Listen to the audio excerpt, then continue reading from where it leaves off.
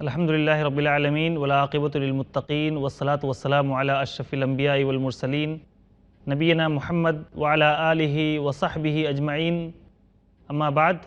ناظرین کرام، آپ سب کا استقبال ہے۔ السلام علیکم ورحمۃ اللہ وبرکاتہ۔ آج کی اس نشست میں ہم نبی اکرم صلی اللہ علیہ وسلم کے اس یادگار فتح کو آپ کے سامنے رکھیں گے جس فتح کا انتظار سارے مسلمانوں کو تھا۔ یہ اس شہر کی فتح تھی جہاں پر مسلمانوں کو، مہاجرین کو ان کی مال و جائیداد سے محروم کر کے نکال دیا گیا تھا، جس شہر کے بارے میں نبی کرم صلی اللہ علیہ وسلم نے نکلتے ہوئے کہا تھا کہ اے مکہ، تو میرے نزدیک تمام شہروں سے زیادہ محبوب ہے، لیکن تیرے باشندے مجھے یہاں رہنے نہیں دیتے۔ اگر مجھے یہاں سے نکالا نہیں جاتا تو میں اس شہر کو نہیں چھوڑتا۔ بہرحال یہ فتح مکہ کا ذکر ہے۔ فتح مکہ کے بارے میں علامہ ابن القیم رحمہ اللہ نے فرمایا ہے کہ اس فتح کے ذریعے سے اللہ رب العالمین نے اپنے رسول کو، اپنے سپاہیوں کو اور جانبازوں کو فتح دی اور عزت بخشی۔ دراصل اس غزوے کا اور اس فتح کا سبب جو بنا، اللہ کے رسول صلی اللہ علیہ وسلم کو مکہ پر جو فوج کشی کرنی پڑی، تو اس کے پیچھے وجہ تھی۔ ورنہ آپ سوچ سکتے ہیں کہ حدیبیہ میں نبی اکرم صلی اللہ علیہ وسلم کے ساتھ جو صلح ہوئی تھی وہ یہ تھی کہ 10 سال تک ہم ایک دوسرے سے نہیں ٹکرائیں گے، ہم لوگ 10 سال تک جنگ نہیں کریں گے، پورے طور پر جنگ بندی تھی۔ پھر کیا ضرورت پڑی کہ نبی اکرم صلی اللہ علیہ وسلم کو اتنا بڑا لشکر لے کر مکہ پہ دھاوا بولنا پڑا؟ صلح کے جو دفعات تھے، ان دفعات میں ایک دفعہ یہ بھی تھی کہ جو قبیلہ مسلمانوں کے ساتھ آنا چاہے وہ مسلمانوں کے ساتھ جڑ جائے، اور جو قبیلہ کفار قریش کے ساتھ جڑنا چاہے وہ کفار قریش کے ساتھ جڑ جائے، اور ان قبیلوں پر بھی وہی سارے احکامات نافذ ہوں گے جو ان کے قبیلوں کے ہیں، جو مسلمانوں کے ہیں اور جو کفار قریش کے ہیں۔ بہرحال ہوا یہ کہ اس دفعہ کے روح سے قبیلے بنو خزاعہ رسول اللہ صلی اللہ علیہ وسلم مسلمانوں کے ساتھ جڑ گیا، اور قبیلے بنو بکر یہ کفار قریش کے ساتھ ان لوگوں نے دوستی کر لی، انہی کے ساتھ معاہدہ کر لیا۔ اس طرح سے جو لازمی تقاضا تھا کہ یہ قبیلے بھی ان سارے دفعات کا خیال رکھتے، اور ان کے سردار بھی اور ان کے ہمنوا بھی، ان کے حلیف بھی ان ساری چیزوں کا خیال کرتے جو ان قبائل پر لازم تھے۔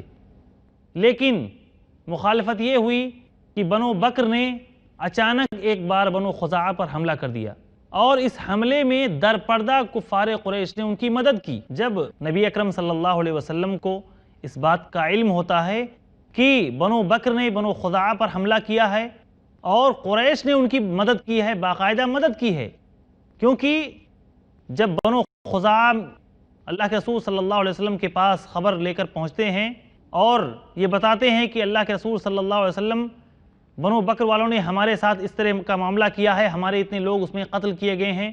بدیل بن ورقہ خزاعی بھی مدینہ بھاگ کے پہنچتے ہیں اور اللہ کے رسول صلی اللہ علیہ وسلم سے کہتے ہیں کہ اللہ کے رسول، ہمارے اتنے سارے لوگ قتل کیے گئے ہیں، اور کفار قریش نے ان کی باقاعدہ مدد کی ہے، ان کی حمایت کی ہے۔ یہ خبر اللہ کے رسول صلی اللہ علیہ وسلم کو دینے کے بعد جب واپس ہوتے ہیں تو مکہ میں بھی خلفشار مچتا ہے۔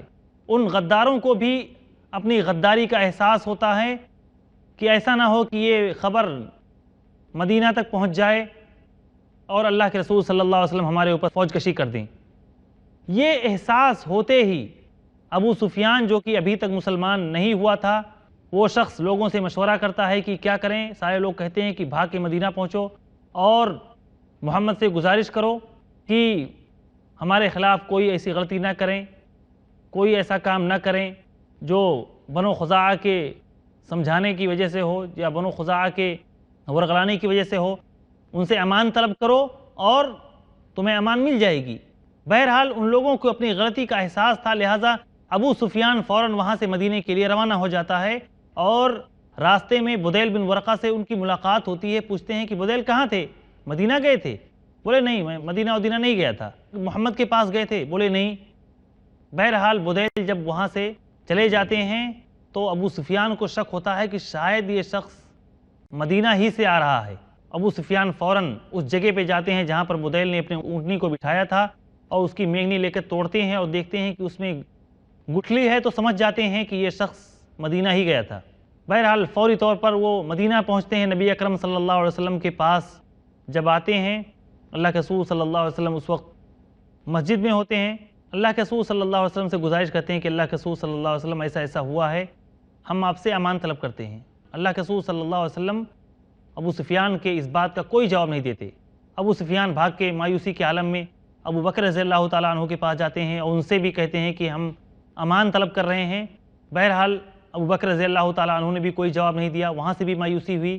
پھر حضرت عمر بن الخطاب رضی اللہ تعالیٰ عنہ کے پاس جاتے ہیں اور ان سے بھی امان طلب کرتے ہیں، لیکن عمر بن الخطاب رضی اللہ تعالیٰ عنہ کہتے ہیں کہ اللہ کے دشمن، اگر میں تیرے خلاف مجھے لکڑی کی ایک پھٹی کے علاوہ اور کوئی چیز نہ ملے تو اس لکڑی کو لے کر بھی میں تم سے جنگ کروں گا، تم سے جہاد کروں گا۔ وہاں بھی ابو سفیان کو مایوسی ہوتی ہے۔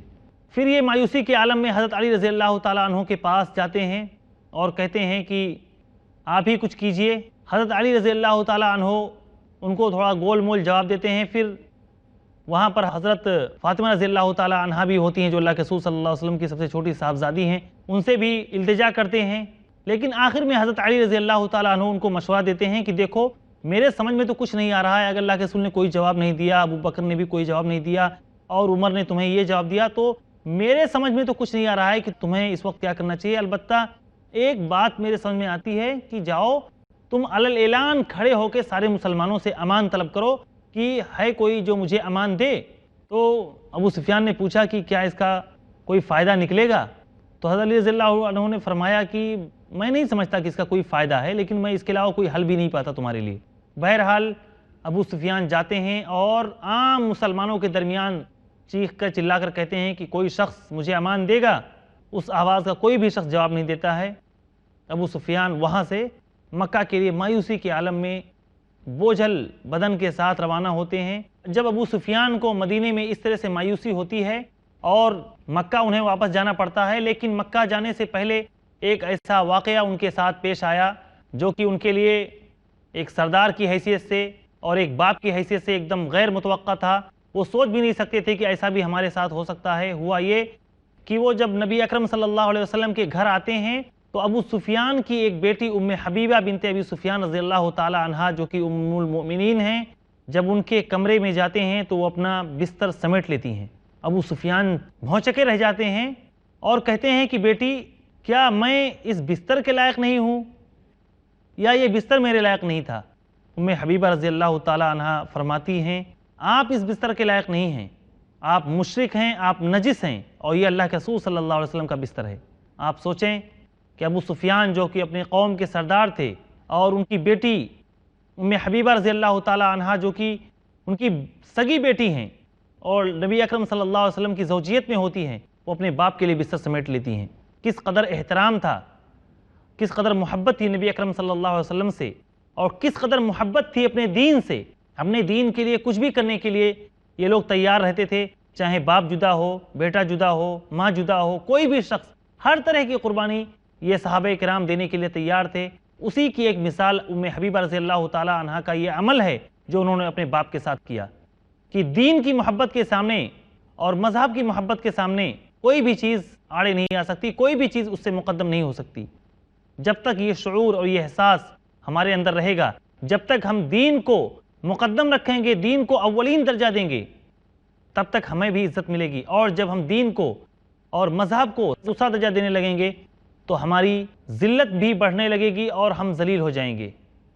بہرحال ابو سفیان مدینے سے مایوس ہو کر مکہ پہنچتے ہیں اور وہاں لوگوں کو بتاتے ہیں کہ بھائی میں گیا، اللہ کے رسول کے پاس گیا، محمد کے پاس گیا، وہاں بھی کوئی جواب نہیں ملا، ابو بکر کے پاس پہنچا، وہاں بھی کوئی جواب نہیں ملا، اور ان میں سب سے زیادہ سخت تو میں نے عمر کو پایا۔ ہاں تھوڑی سی خیر اور نرمی جو نظر آئی وہ حضرت علی کے پاس ملی، انہوں نے مجھے اس طرح کا مشورہ دیا۔ ان کے مشورے پر عمل کر کے میں نے لوگوں کے درمیان اعلان کر دیا کہ بھائی کوئی مجھے امان دینے والا ہے۔ مکہ والوں نے پوچھا کہ تو کیا ہوا، کیونکہ ہر شخص ڈرا ہوا تھا کہ اللہ کے رسول صلی اللہ علیہ وسلم ان کے اس کرتوت کے نتیجے میں کبھی بھی فوج کشی کر سکتے تھے، لہٰذا اس اندیشے کے ناطے ان لوگوں نے پوچھا کہ پھر کیا نتیجہ نکلا۔ ابو سفیان کہتے ہیں کہ کوئی جواب نہیں ملا، مجھے اس سے کوئی خیر نظر نہیں آیا۔ ناظرین کرام، وقت ہوا ہے ایک چھوٹے سے وقفے کا، وقفے کے بعد پھر ہم آپ کے روبرو ہوں گے، تب تک کے لیے اجازت دیجیے، اللہ حافظ، السلام علیکم۔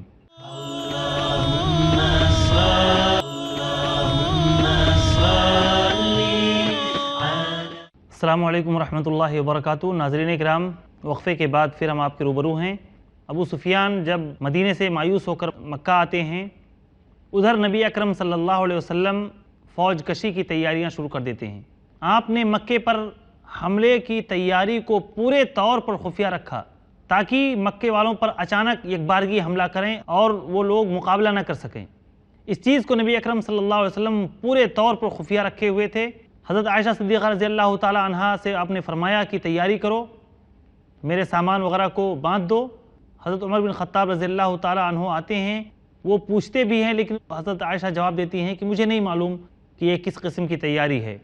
اس درمیان ایک واقعہ پیش آیا کہ مکے سے ایک عورت آئی ہوئی تھی اور اس عورت کو حاطب بن ابی بلتہ رضی اللہ تعالی عنہ نے ایک خط لکھ کر اس کے حوالے کیا اور کہا کہ جا کے تم اہل مکہ کو یہ خط دے دینا۔ نبی اکرم صلی اللہ علیہ وسلم کو وحی کے ذریعے سے اللہ رب العالمین نے مطلع کر دیا، چنانچہ آپ نے 4 صحابہ کرام حضرت علی، زبیر، مرثد الغنوی اور ایک چوتھے صحابی کو نبی اکرم صلی اللہ علیہ وسلم نے اس عورت کے تعاقب میں روانہ کیا کہ جا کے اس عورت کو گرفتار کر کے لاؤ، اس کے پاس ایک خط ہوگا، وہ خط لے آنا، اور وہ عورت روضہ خاخ پر پہنچی ہوگی، وہیں پر وہ تمہیں ملے گی۔ یہ لوگ فوری طور پر تیز رفتار سواری سے روانہ ہو جاتے ہیں، وہاں پر وہ عورت نظر آتی ہے، اس سے کہتے ہیں کہ تم وہ خط مجھے دے دو۔ وہ کہتی ہے نہیں، کوئی خط وط نہیں ہے۔ حضرت علی رضی اللہ تعالیٰ عنہ نے جب دیکھا کہ یہ جھوٹ بول رہی ہے اور دینے کے لیے آمادہ نہیں ہے، تو کہتے ہیں کہ خط دو ورنہ ہم تمہارے کپڑے اتاریں گے۔ فوراً وہ کہتی ہے ٹھیک ہے، آپ لوگ چہرہ دوسری طرف پھیریے، میں اپنا خط نکالتی ہوں۔ وہ عورت اپنی چوٹی میں اس خط کو چھپا رکھی تھی، وہ خط نکال کے حوالے کر دیتی ہے۔ یہ لوگ اس پروانے کو لے کر نبی اکرم صلی اللہ علیہ وسلم کے پاس آتے ہیں۔ جب وہ خط کھولا جاتا ہے تو پتہ چلتا ہے کہ حاطب بن ابی بلتہ رضی اللہ تعالی عنہ نے اللہ کے رسول صلی اللہ علیہ وسلم کی اس فوج کشی کے ارادے کو مکہ والوں کے لیے کھول دیا تھا اور بتا دیا تھا، ان کو خبر کر دی تھی۔ یہ واقعہ ایسا تھا جو پورے طور پر اللہ اس کے رسول کی خیانت تھی، غداری تھی، لیکن اللہ کے رسول صلی اللہ علیہ وسلم حاطب بن ابی بلتہ کو بلاتے ہیں اور کہتے ہیں حاطب یہ کیا ہے، یہ کون سی حرکت ہے؟ حاطب بن ابی بلتہ رضی اللہ تعالیٰ عنہ کہتے ہیں اللہ کے رسول صلی اللہ علیہ وسلم آپ میرے معاملے میں جلدی نہ کریں، دراصل معاملہ یہ ہے کہ مکے میں میرا کوئی خاندان نہیں ہے، میرا کوئی قبیلہ نہیں ہے، میں یوں ہی قریش والوں کے ساتھ چپکا ہوا تھا۔ اب جب کہ میں ہجرت کر کے یہاں مدینہ آ گیا ہوں، میرے بال بچے مکے میں ہیں، تو میں نے سوچا مکے والوں پر ایک احسان کروں کہ آپ کی فوج کشی کرنے سے پہلے میں ان لوگوں کو یہ خبر دے دوں کہ آپ ان کے اوپر حملہ آور ہونا چاہتے ہیں۔ آپ جب حملہ کریں گے تو ہر شخص کے خاندان کا کوئی نہ کوئی سپورٹ کرنے والا ہوگا، ان کو بچانے والا ہوگا، جبکہ ہمارے بال بچوں کا کوئی بھی نہیں ہوگا۔ تو میں نے سوچا کہ اگر میں یہ احسان مکہ والوں کے ساتھ کر دوں تو وہ لوگ میرے بچوں کی حفاظت کریں گے۔ باقی اے اللہ کے رسول صلی اللہ علیہ وسلم اس کے پیچھے اور کوئی مقصد نہیں ہے، کسی قسم کا ہمارے دل میں کوئی نفاق آیا ہے، نہ کوئی ایسی چیز آئی ہے۔ حضرت عمر رضی اللہ تعالیٰ عنہ کہتے ہیں اللہ کے رسول صلی اللہ علیہ وسلم مجھے اجازت دیجئے اس منافق کی گردن مار دوں۔ اللہ کے رسول صلی اللہ علیہ وسلم کہتے ہیں عمر کیا تمہیں پتہ نہیں ہے کہ یہ بدری صحابی ہیں؟ کیا تمہیں پتہ نہیں ہے کہ انہوں نے بدر میں شرکت کی ہے؟ اور اللہ رب العالمین نے بدر کے مجاہدین کے بارے میں، بدر میں جن لوگوں نے شرکت کی ہے ان کے بارے میں فرما دیا ہے کہ اعملوا ما شئتم۔ اللہ رب العالمین کو بدر میں شامل ہونے والے مجاہدین اور صحابہ کرام کا عمل اتنا پسند آیا کہ اللہ تعالیٰ نے کہہ دیا کہ اب تم جو بھی عمل کرو کوئی بھی عمل تمہیں نقصان نہیں دے گا۔ عمر یاد رکھو کہ حاطب بن ابی بلتہ اللہ اس کے رسول سے محبت کرتے ہیں، اس سے انسیت رکھتے ہیں، ان کے دل میں کسی قسم کا نفاق نہیں آیا ہے، بس ایک غلطی کا مرتکب ہو گئے ہیں۔ بہرحال اللہ رب العالمین نے یہ راز جو کہ فاش ہونے والا تھا اسے بچا لیا۔ اللہ کے رسول صلی اللہ علیہ وسلم مکہ روانگی سے پہلے ایک چھوٹا سا لشکر تشکیل دیتے ہیں اور اس کو دوسری سمت میں روانہ کرتے ہیں تاکہ لوگوں کے ذہن میں یہ بات آئے کہ اللہ کے رسول صلی اللہ علیہ وسلم مکہ پہ حملہ آور نہیں ہونا چاہتے ہیں بلکہ کسی اور جہت میں جانا چاہتے ہیں، کسی اور سمت میں جانا چاہتے ہیں۔ اس کے بعد اللہ کے رسول صلی اللہ علیہ وسلم 10,000 صحابہ کرام کو اپنے ساتھ لے کر مکہ روانہ ہو جاتے ہیں۔ جب یہ لوگ مکہ کے لیے بڑھتے ہیں تو پرانی فوج بھی، پرانا لشکر بھی آپ کے ساتھ آ کے مل جاتا ہے۔ اللہ رب العالمین سے دعا کرتے ہیں کہ اللہ تعالیٰ میرے اس لشکر کشی کو آخری وقت تک مکے والوں کے لیے محفوظ رکھ، تاکہ وہ لوگ بالکل میرے بارے میں جان نہ سکیں، ہمارے بارے میں، کہ ہم لوگ ان پر حملہ آور ہونا چاہتے ہیں۔ حالانکہ 10,000 کا لشکر اگر انسان لے کے نکلے تو بہرحال اس کی خبر تو پہنچ ہی جانی چاہیے تھی، لیکن جسے اللہ رکھے اسے کون چکھے۔ اللہ کے رسول صلی اللہ علیہ وسلم 10 رمضان سن 8 ہجری کو مکہ کے لیے روانہ ہوتے ہیں۔ جب آپ مقام قدید پہ پہنچتے ہیں، قدید کے ایک چشمے پہ جب آپ پہنچتے ہیں تو وہاں پہنچ کے آپ روزہ توڑ دیتے ہیں۔ آپ کے ساتھ آپ کے صحابہ کرام بھی روزہ توڑ دیتے ہیں۔ راستے میں آپ کے چچا حضرت عباس رضی اللہ تعالیٰ عنہ اپنی فیملی کے ساتھ، اپنے اہل و عیال کے ساتھ ملتے ہیں۔ حضرت عباس رضی اللہ تعالیٰ عنہ ابھی تک ہجرت کر کے مدینہ نہیں آئے تھے، شروع میں تو مسلمان نہیں ہوئے، پھر مسلمان ہوئے تھے، ہجرت کرنے میں بھی ان سے تاخیر ہوئی۔ بہرحال جب اللہ کے رسول صلی اللہ علیہ وسلم کو مکہ کی طرف جاتے ہوئے دیکھا تو یہ بھی فوج کے ساتھ ہو گئے۔ اللہ کے رسول صلی اللہ علیہ وسلم جب مر الظہران میں پہنچتے ہیں تو وہاں پہ یہ لوگ خیمہ زن ہو جاتے ہیں۔ اللہ کے رسول صلی اللہ علیہ وسلم ہر شخص سے کہتے ہیں کہ دیکھو 10,000 لوگ ہو، 10,000 چولہے جلاؤ، جتنے لوگ اتنے چولہے۔ اللہ کے رسول صلی اللہ علیہ وسلم دراصل یہ چاہتے تھے کہ اپنے دشمن کے دلوں میں خوف ڈال دیں، اور رات کے اندھیرے میں جب کوئی شخص دور سے دیکھے گا کہ 10,000 جگہوں پر یا 10,000 چولہے جل رہے ہیں تو اس کے لیے یہ منظر انتہائی خوفناک ہوگا، اور اللہ کے رسول صلی اللہ علیہ وسلم اس چیز کو بتانے میں کامیاب بھی ہوئے۔ اس درمیان ابو سفیان جو کہ کافی پریشان تھا، اس کو اندیشہ لگا ہوا تھا کہ اللہ کے رسول صلی اللہ علیہ وسلم کہیں حملہ آور نہ ہو جائیں، حضرت عباس سے ملتے ہیں۔